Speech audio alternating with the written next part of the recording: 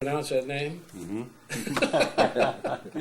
April 27th, 2001. My name is Jerome Perry. My cameraman is Alan Eggers. We're doing an oral interview with Pat Dreibelbis, who was a early aviator and an instructor, a B-17 pilot, and a lifelong resident of Linn County. Pat, tell us when and where you were born. I was born May 11th, 1918. That'd be 6 months exactly before the end of World War I, on a farm east of little community of Scotch Grove over in Jones County. You probably heard of that. And there's a little Presbyterian cemetery and church out there, and I lived in that neighborhood there. Did you have any brothers and sisters? Oh, whole flock. Had 3 brothers and 3 sisters. And where did you fall in the I was rank? the middle one. They kind of worked up to a peak and then went down. I was the middle one of 7. Was your brothers older? I had an older brother and 2 younger brothers. Interesting enough, the 3 girls are all gone, and the 3 survivors are male. I have, my youngest brother is only 69. He was a Vietnam War era helicopter pilot. He was a search and rescue pilot in Vietnam, had 2 tours over there. He was a career military man, 26 years in the military. Did you grow up on the farm? Grew up on the farm. A lot of happy memories of growing up. Yeah, well, we were poor. Everybody was poor, but we didn't know it because we all had plenty to eat. We had clothes, and you know, we produced a lot of our own food, animals, and farms were different. We all had hogs. We all had cattle. We raised crops. No more of that. How did the Depression affect your dad? Did he? Well, he did not own land at that time, so he didn't lose a farm or anything. He was just a tenant farmer. He later acquired, after he got rid of some of these kids, he had a little money to buy a farm with. But I don't know that it affected it. We didn't think about it because everybody was in the same shape, and we were. The entertainment was pretty small. We'd get to town on Saturday night maybe and whatnot and visit back and forth to the farms, but that was it. Yeah. But that was the way life was in those days. It just wasn't any different. No. Was your dad strict? No. Mother had been a school teacher, and she was, I would say, the dominant one of the partnership. Dad was, in fact, he was too easy on us. He'd get up and go milk those cows, wouldn't make us get up and do it when he should have, you know. We'd take care of it at night. But we did our share of farm work. We cultivated corn with horses. I remember the first row crop tractor, Farmall F20 that Dad bought in the fall of 1934. Where he got the money, I have no idea. We traded some horses in, I know that.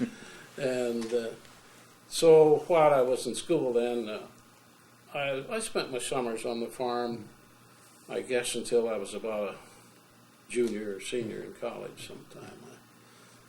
And so where did you go to college, Pat? I went to a junior college that's long ago extinct up in Hopkinton, Lenox College, which died during the World War, Second World War.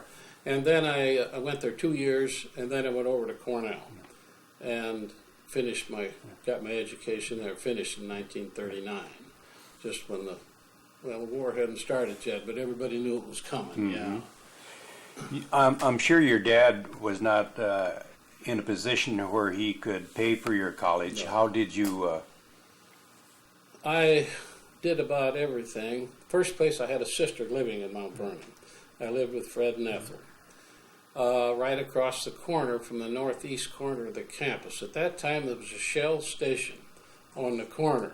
Well, you're from that area. You would remember. Claude Thompson ran the Shell station. And I worked in that Shell station. I washed dishes over at Pfeiffer Hall and pretty much made my own way. Because Dad couldn't help it. I was... determined enough. Yes, I wanted to get an education, yeah. it worked out. Yeah. I made it, yeah. You mentioned the fact to me that at one time you helped cut ice on the Cedar River down at Ivanhoe. That is true. My brother-in-law operated what we call a produce house in Mount Vernon, and they shipped carloads of eggs. It's another industry that's gone by the wayside, but every grocery store took in eggs farmers would bring in from their farm flock. And so he ran 2 or 3 truck routes, and he'd get a carload of eggs, and he'd ship them, and they used this ice he took out of the river. He had an ice house down below the bridge there, and he'd fill the bunkers in these old cars that had ice hoppers on each end, and that's the way they kept their eggs cool. What was his name? Fred Mizar, M-I-Z-R. He was a Bohemian, Czech, I should say, I suppose, from Oxford Junction. This was Peterson Produce out of Clinton that owned this, and Fred worked for them for years. And the little house where I lived is still sitting there and looks very much the same as it did when I was there. Yeah, that's where I lived with Fred and Ethel. So, what sparked your interest in aviation? I was sometime, I think probably while I was a senior in college, I had a friend, Paul Wallace, who one time, I don't know, fall, spring, sometime, Paul had his father's airplane out at the Cedar Rapids airport. My brother-in-law took us over, and my first airplane ride with Paul, this was a Fairchild 24 with a Ranger engine in it. And we took off in Cedar Rapids and flew over to Freeport, Illinois. Interesting sidelight I thought of on that. We were just crossing the Mississippi River, and this old Ranger skipped a couple beats. I visited Paul out in California some 5 or 6 years ago. He says, "Pat, do you remember that?" The interesting part is, he was a United Airlines captain forever, probably had 35,000 hours, and he could remember that Fairchild missing that. He was number 3 on the United seniority list when he retired. But he remembered that. But anyway, we landed at Freeport, and his dad got in, and we flew down to Sterling, I think, and got on the city of Denver, and rode back to Cedar Rapids, and hitchhiked back to Mount Vernon. We had all modes of transportation, but that was my first airplane ride from Cedar Rapids to Freeport. When you say Cedar Rapids, what airport would that have been out of? That was off Old Hunter Field, out here on Bowling Street. We'll get into that probably, but the hangar sat just about where Midland Forge sits out there now. That was the southeast corner of the airport. Yeah. There was an east. Well, you've seen pictures of the runway set up there. Is that where you took your flight instructions? I started. Dan ran a program out of a farm field over northeast of Lisbon. I was by there yesterday, but I really can't tell you which field it was. But he started a program over there with Cornell students, and that's where I took my primary training. A Czech from southwest Cedar Rapids by the name of John Slotolovic, who died this last winter sometime. I saw in the paper where John died. He gave me my primary training out there. I think that was the Ferguson farm. I checked with some local residents around Mount Vernon. Is that right? And remembered the airstrip out there. Yeah, we flew out of there. He had a little hangar, and I sold it in an Aranca, forgotten what the heck it tandem. I can't remember what they were. Champ, I guess. Champion. That's what they were. Dan was your instructor? No. John Slotolovic. Oh, I'm sorry. He was the instructor, yeah. And then sometime months later, these were all government programs. So originally called it the Civilian Pilot Training Program, and it didn't cost us anything. I took primary there, and then I come over to Cedar Rapids and took secondary, which was in UPF 7 Wacos. and I think each one of these programs are about 40 hours. I got our private license after finishing the primary school, and the secondary program was an acrobatics thing, which didn't take very well with me, but we did anyway. Lee Foss was my instructor in that.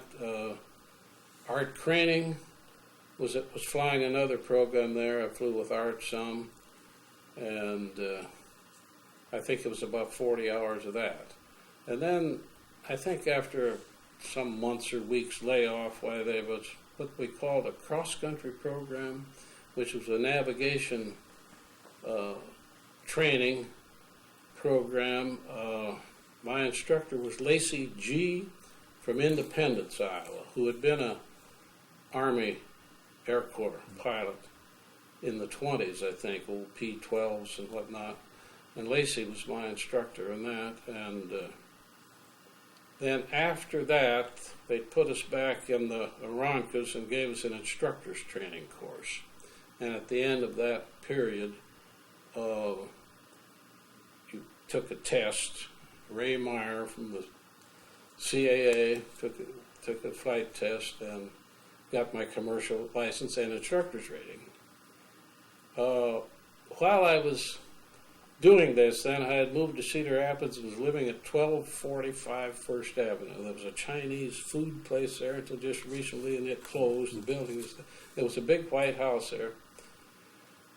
About three of us were out at the airport. But one of my roommates was Bill Thomas, William Waffle Thomas. Does that mean anything to you? No. He was a Marion boy. Eisenhower, between his election and before he took office, took a trip to Korea. And Bill happened to be in a VIP squadron at Andrews Air Force Base, and he took Bill took the president to Korea, and then flew Air Force One for 8 years while Eisenhower was president. He was Ike's pilot, and just a great, quiet guy. He stayed in the transport service until he passed away down in Charleston, South Carolina. It's just recently, but I believe he's gone because I tried to pick him up on the internet and I couldn't find any history of him. But he was a Marion native, the Thomas family over there. But a great guy, yeah. Were you in the military, Pat? Not until, well, yes, but later. The last day to enlist in the Air Force was December 15th, 1942. And those of us that were working, I don't know how many of us, several of us who were age anyway, the age that we're going to end up either walking or hoping we fly, went down to Des Moines and enlisted. And the only thing I remember very distinctly about that, the WACs had taken over Des Moines, the Women's Army Corps. They had a training center there. All over the streets were full of those gals in uniform, yeah. And we enlisted in the reserve at that time, yeah. So then through 40, that was December 15th. I got married the 19th of December, 4 days later. I got married, yeah. But, yeah, so then we flew out there and then between that and the first of the year, I got married on the 19th, sometime before January 1st, the airport burned. 43, I think it... 42. 42, the airport burned. Yeah. In the service... I know it was 42. 42. Yeah. Were you in the Air Force or... Yes, I was in the Air Force. I did not fly in the Air Force. I had some physical problems. So I became an instrument instructor. In 1943, after this airport burned, they saved, it was a real bad day. I wasn't even at the airport. And so all the airplanes were in the hangar. And almost every airplane burned. They saved one Stinson Gullwing SR-9, not the one I was flying. We had three of them, and two of them burned up, and they saved one. The government moved me and my 6 students to Iowa City, and I finished that program for Paul Shaw, the operator at Iowa City. A little sidelight to that thing, this SR-9 had a 290 Lycoming in it. It had been a 270 originally, and somebody had put dome pistons in it and stepped up the compression ratio. I was flying home from Moline one day and I was in the back seat. The kids could fly. And all of a sudden, the noise that you couldn't believe. I got up in the pilot's seat and tried. I nursed it back into the Iowa City airport. But landed downwind, came in across the river, and met an airplane on the runway, but didn't hit anything. And the kids lifted me up where I could see, and the number 1 cylinder on top had blown right off. And every time that thing came around, it hit that cowling noise, and I thought the wings were going to come off. But the snow was as deep as that table. I didn't want to put that airplane down out in the country. But anyway, I got it home, and I thought, well, boy, Paul Shaw will be happy about me getting this airplane home. And I walked into the office. All he could sit there and curse Dan Hunter. They hated each other anyway.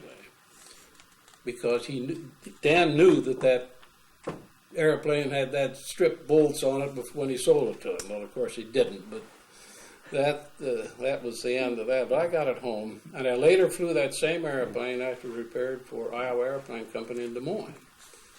But when I was in Des Moines,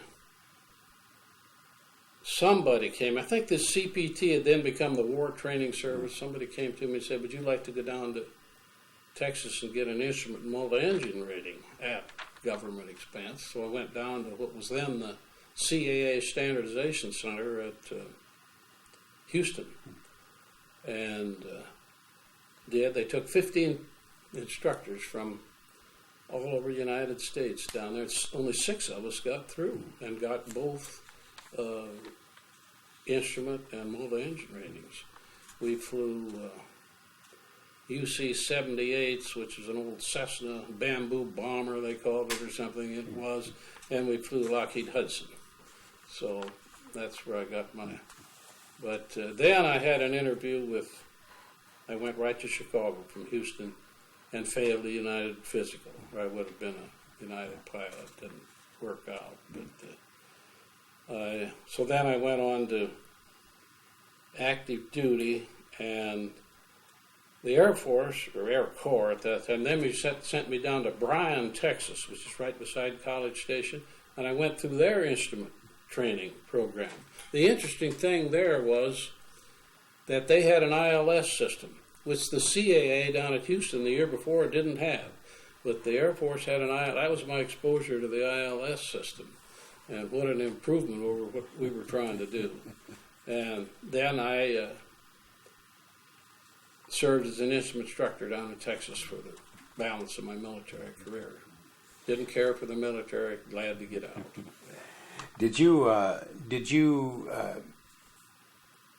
Were you well acquainted with the Hunter family? I mean, did you know Dan and his wife? Yes, I did. Sometime, I suppose this was the summer of '42, because I was still single. I was working there, and I spent the 4th of July with the Hunter family. They had a home on West Okoboji Lake, and we were flying home with Junior. Dan Jr. His mother. And Dan was flying, and it was a Stinson 108, I think, a little Stinson station wagon, they called him, or something. I was sitting in the back seat. Well, we were up around west of Clarion someplace, and a rod went out of the thing. Big clatter, and Dan went to set it down in an oats field, flat as a floor as far as you can see. Did a terrible job of it. Got it down on the ground short of a fence. Tried to ground loop it so it wouldn't hit the fence, and went over and broke the left wing off, flopped over, broke off the right wing, and ended up on its back. And Mrs. Hunter, I've forgotten her name now. Gwen was screaming. I think she'd been in a fire once with Dan. And we were laying on our back there, and she couldn't wait to get it. We didn't any of us get hurt. She got a bump on her head or something. completely wrecked that airplane. It never flew again. And just no reason for it. Dan Jr. just couldn't fly. Dan was a great old pilot. He could fly so easily you couldn't believe it. Junior couldn't do anything. Did he think he could fly? Did he think he was a good pilot? Oh, yeah. He was, I just never cared for him, that's all. He was he was Dan Hunter's son, and he didn't have to be.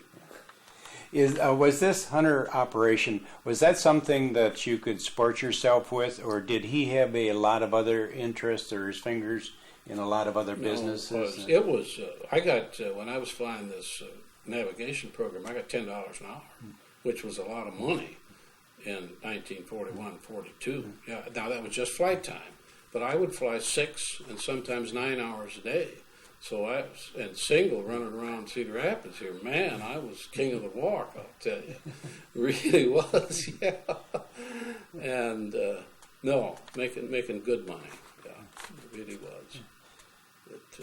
I had heard different references to the possibility that Dan may have flew alcoholic spirits from Canada into the.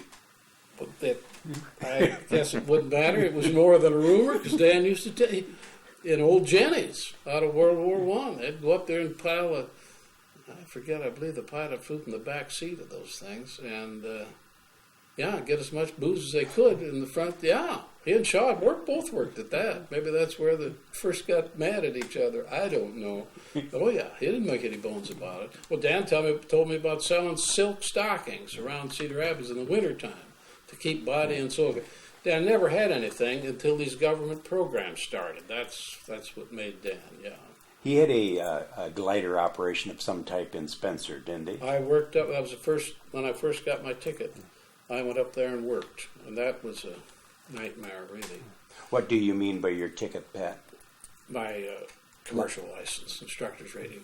No, Dan had started there, and a couple of us had went up there and worked for Dan, and it was out west of Spencer. I think it's now Spencer's Airport, but that was we had a bunch of light airplanes, Veronicas, Pipers, and whatnot, and we'd take them up about as high as you could fly them on a hot day, and they'd get hot, and then we'd shut them off and glide back into the field, pre-glider training.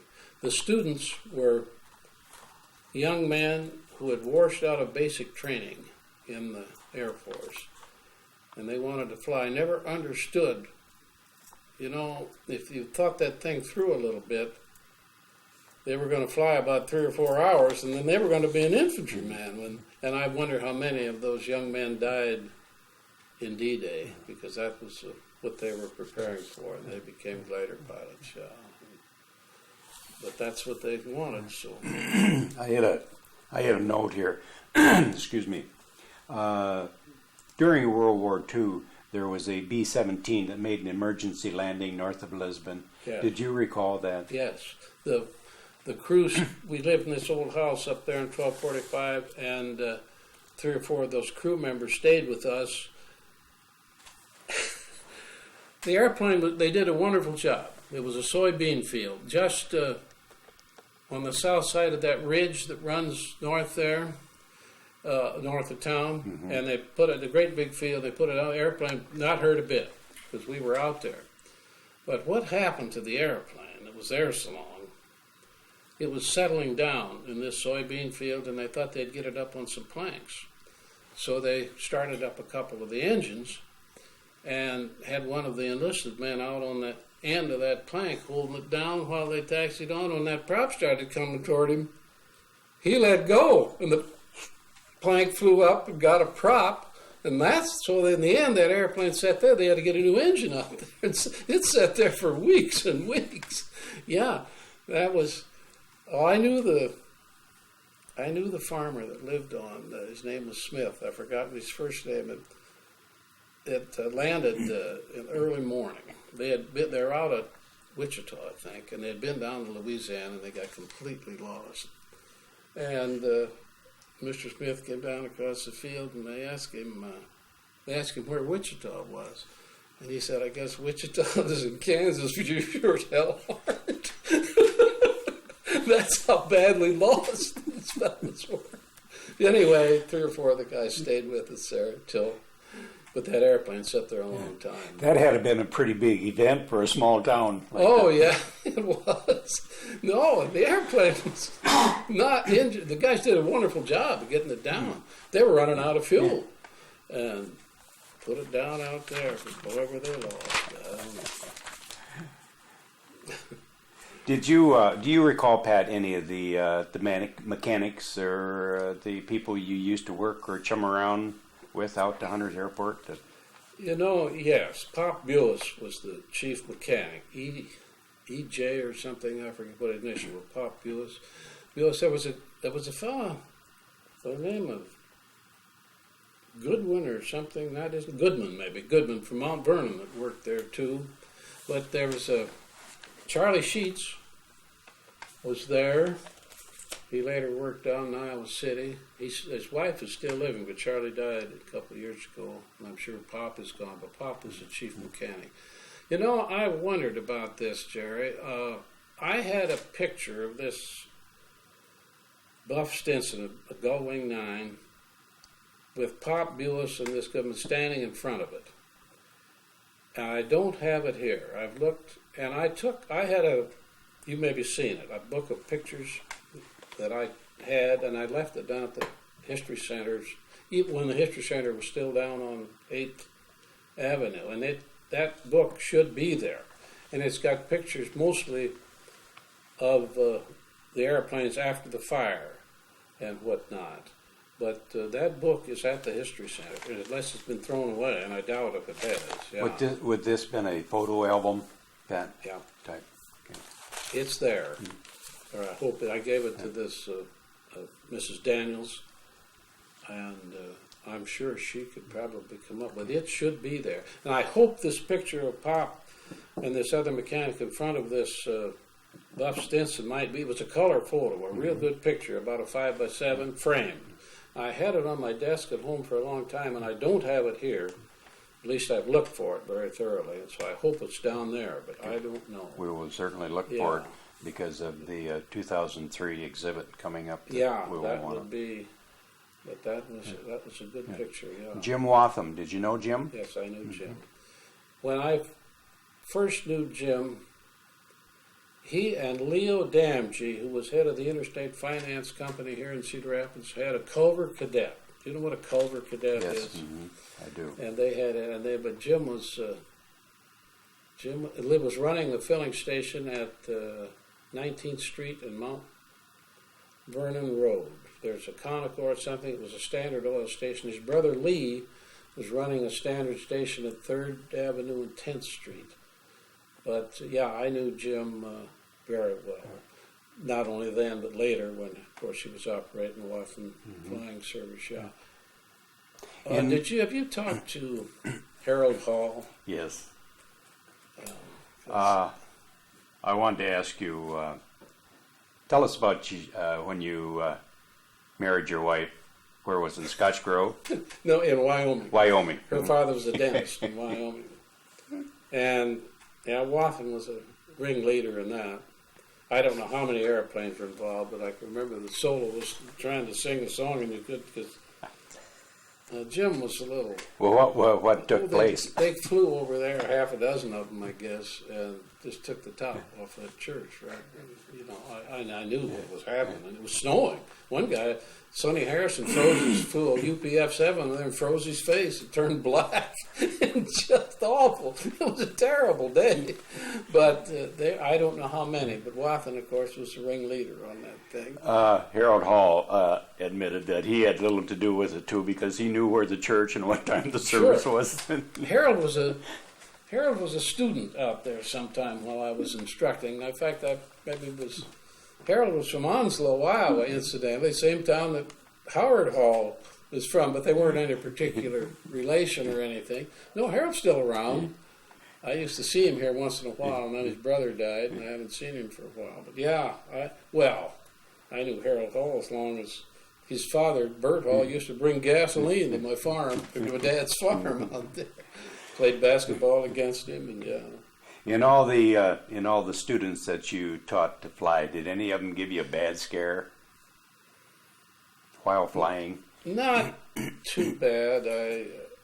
Down in Des Moines once, at first we flew these gull wings from the left side seat, but later on they decided that when the student got able to, he should have the left side and the brakes. And I got a ground loop down in Des Moines once that almost rolled us over. A kid lost it and I didn't have any brakes. He had brakes and he locked the brake up on it. That was about, I've had some bad landings and whatnot, but they were a sturdy old thing. I've got a book over there on that coffee table that's got a picture of, underneath that history, right there. It's sort of interesting. It's got some pictures of, you've probably got good pictures of it. This is an interesting, my younger brother bought me that for Christmas. And that is Hold it up. That is a very interesting book, but it's because it's got pictures of some of these. The old planes. Yeah. Here's a frontal view of a gull wing Stinson. I have got a couple in here that are awful big one, but here's an SR-9 with American Airlines logo on it, but that's a 9, I think. And there was a picture of an 8 in here, which I flew most of the time someplace. There's a Beech Stagger Wing, which was really the deluxe airplane of the period, because it was fast. I think they'd go maybe 220, and I never flew one, but that was the airplane. What was some of the longest flights you made, Pat? Oh, we didn't go very far. We had about a 3 hour. Yeah, we had about 3 hours and 45 minutes of fuel, and we'd go to Chicago, go into Old Midway, and we'd go to Kansas City, Sioux Falls. I had some place down on the Illinois River, Beardstown or someplace. A lot of times didn't land any place else. Just go out an hour and a half and come back an hour and a half. During this time period, did you have radio communications and? Yes, we had radio communication, but there was none at the Cedar Rapids Airport. There was a station down at Iowa City. You see, the airway ran, as you probably know, from Linn out over Iowa City to Des Moines to Omaha, and they had these range stations along there, which was a very inexact way to navigate. Are you familiar with how these things work? No, this is the first time I've heard about that. They had 4 quadrants, and they transmitted in Morse code an A signal in the N quadrant. True north was always in an N quadrant, but the Morse code for A is, I may have this backward, but I think it's right, is dot dash, and for N is dash dot, and they had send this N signal out in this fan shape, and then where these two signals blended, then you would have a tone where the A and the N blended, and then you were on the beam. That's where that expression came from. On the beam. On the beam, and that was the blending of the AN and the NA signal. And yeah, you could navigate with it. Yeah, and we had that was the type of navigation we spot. It was low frequency and it was pretty long range, but it was not a very good system of navigation. But it had better than nothing. Yeah. Did you ever have the occasion to take your wife or any of your family members for a ride? No, my wife was not a great believer in airplanes when we were married, but I remember when I was working in Iowa City, she and Marge Schlichty, which is another story of Cedar Rapids here, that I might spend a moment with. I took she and Marge for a ride down there. And I remember I just started making the first turn, and she screamed and says, "It's tipping." Oh, hard to fly an airplane without tipping. But no. But later on, she became associate, and later on, I and Ev Weekly owned a Bonanza out here for years, and we used to fly up to Michigan to see her daughter, or out to Colorado to see her son. She got so she enjoyed it, but it was quite a while. Yeah, it was tipping. Yeah. What was some of your most enjoyable experiences in flying? Do you remember, have any favorite ones, or any trips you made, or? No, it all blended together. I remember one time we were coming home from Kansas City, and I'd gone to sleep. Somebody was flying, and all of a sudden, deathly silence. Nowhere. The kids had forgot to switch tanks, and when I switched tanks, we were all right. Boy, that silence wakes me up. No, I never had any. Had some bad landings, and I had one time down at Moline. I was working a range problem, a navigation problem, where the kids were, and there was quite a little voice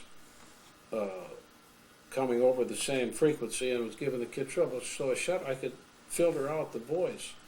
They were trying to call me and tell me that the weather was getting bad, and all of a sudden it socked in. There was no place, and I headed across. All you had then, you had a range stations on this side of the river, up by Davenport. And all you had was a bearing and the distance to the Quad City Airport. And I headed across it. This time I was on instruments. There wasn't any, I didn't have an instrument rating. It wasn't, all of a sudden a hole jumped in the old, forget the name of it, the old Davenport Airport was down there.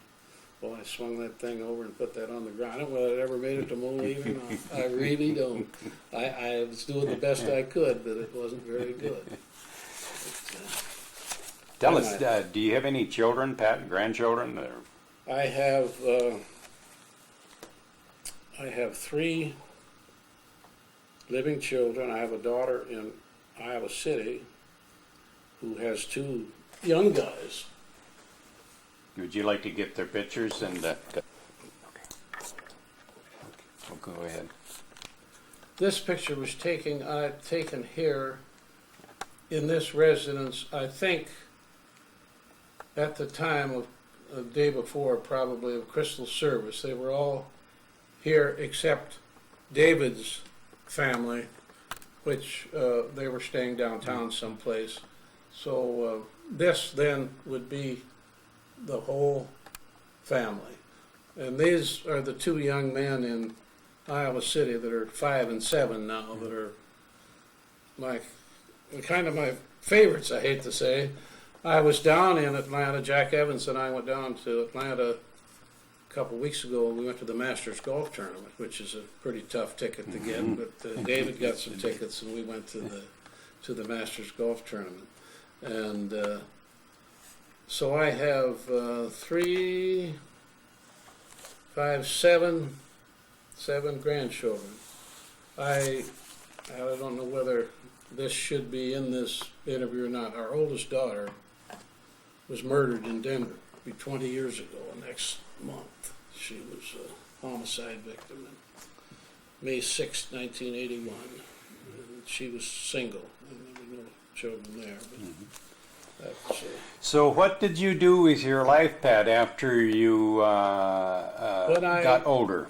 When I came home then from service in early January 1946, I spent 6 years in Wyoming, which was Crystal's hometown. Then in 52, I moved to Belle Plaine in the banking there and worked there till, I've been retired 20 years. 1981, I retired. And, well, at that same time, we lost Susan, and so we stayed around there a year or so, and then we moved back to Cedar Rapids. We kind of needed to make a change, and this was where we started out. So I bought this house over on Linden Terrace and lived there until, well, I've been here 2 years, a little over 2 years, yeah. And It worked out well. Maybe I would like to have been an airline pilot, but didn't work out, so we had to make a living some other way. Could you, at what time did your wife pass away, and what was her name? Her name was Crystal. Her maiden name was Stoffel, Stoffel. As I said, her father was a dentist in Wyoming, and she had gone to school down at Stevens College in Columbia, Missouri, and later at Northwestern University, and got her nursing degree at Evanston Hospital in Chicago. And we had a great time. Yeah, we Had a good life together. 57 years. Yeah, so we had a good life together. And when did she pass away? She passed away in January a year ago. She's been gone about 15 months, yeah. But the Alzheimer's had wiped her out. So she had it was sad to watch that, because that's just a terrible disease. It really is, yeah. But we had a good 57 years, yeah. No question about that. You had a very interesting life. You did a lot of different things. Is there anything you'd do over again if you had the opportunity to relive it, Pat? I think I did about as well as I could. I'm fairly well. I didn't get to do what I wanted to do, but then I probably would have flown in the side of a mountain a long time ago. If that mean, I think you wanted to be an airline pilot. That's right. And that's what I trained for. And that's what I had to, there weren't a lot of guys running around in 1940 or 41 with a college degree, an instrument rating, a multi-engine rating. Well, United called me back twice and gave me physical. They have a heart murmur. I suppose it's going to kill me sometime, but they're 60-odd years wrong, I know that. But, and I've kept in close contact with one man that was in the instrument training down in Texas, and with a fellow that I taught with in Iowa City, who both became United pilots. And then they, although I knew them at different times, then they become great friends. So I go out to California and I visit Callahan, and we can drive up to Medford, Oregon, where Steve now lives, and lie about how good of pilots we were. But that would have been, I've always felt badly about, not badly, you accept what can happen and what. I never applied. I always said, you should have tried some other airline. Well, I never did. I don't know. About the only airline I knew, I guess, was United, and so I never applied anyplace else. So, but we had a good life and good family, and kids were never any problem, any of them, and they've done well. So, Susan's death is the one tragedy in our life. Yeah. I'm glad you mentioned Susan's name, because you'd want these in your memories for your family's sake. Yeah. I do have a picture of Susan if you want to. Yes, we most certainly would. Okay. Susan went to Northern Iowa for 2 years and really didn't care for it. And then she worked here at what was then Merchants Bank for 10 years. She was Forbes Oldberg's executive assistant. But after Forbes retired, then she was working for a man that I knew that who had been the deputy superintendent of banking, and you couldn't work for Holmes Foster, nobody could. So she left her and went to Denver, and it didn't turn out real well. But other than that, both the girls are graduates of the University of Iowa, and my son, through a fellow that I knew, once was the football coach at Cole College, Dick Clausen. Do you remember that name? Yes. Dick Clausen later was the athletic director at the University of Arizona. And some way, well, I guess through me, they were recruiting a kid in David's class, a football player out at Belle Plaine. So Clausen called me up one day and said, I'm coming up, we're going to tender that boy, we're going to sign him. He says, it gives me a free trip home. His mother still lived over in Oxford Junction. He was a native of Oxford Junction. And so he came up, and I had Joel, the football player, and his mother, and David was there at the house for lunch. And Clausen sat there and sold David on going to the University of Arizona. So he went to University of Arizona where he could play golf the year round.